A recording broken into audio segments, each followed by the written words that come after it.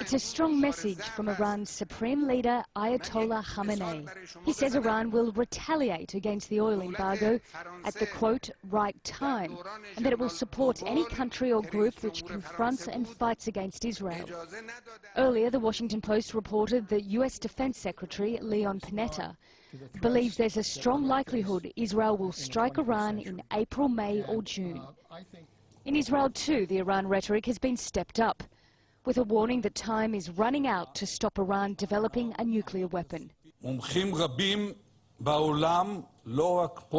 experts in the world, not only here, estimate that the result of not taking action will inevitably be a nuclear Iran, and that dealing with a nuclear Iran will be more complicated, more dangerous and more costly in blood than stopping it today.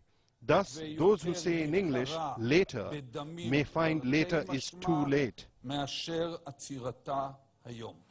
However, Iran maintains its nuclear program is for civilian purposes. But the US and Europe aren't taking any chances. This week, the US Senate Banking Committee passed a bill to widen sanctions against Iran.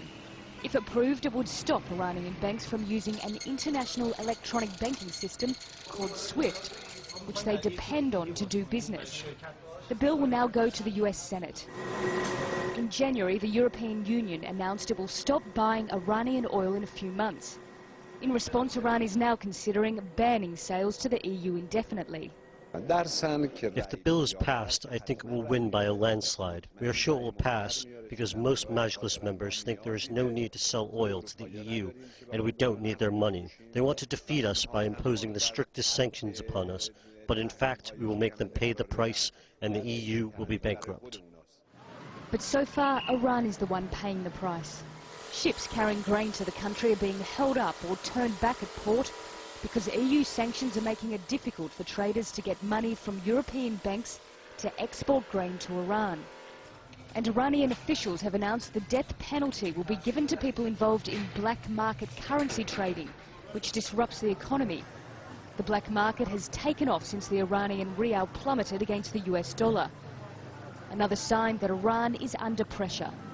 Nicole Johnston, Al Jazeera.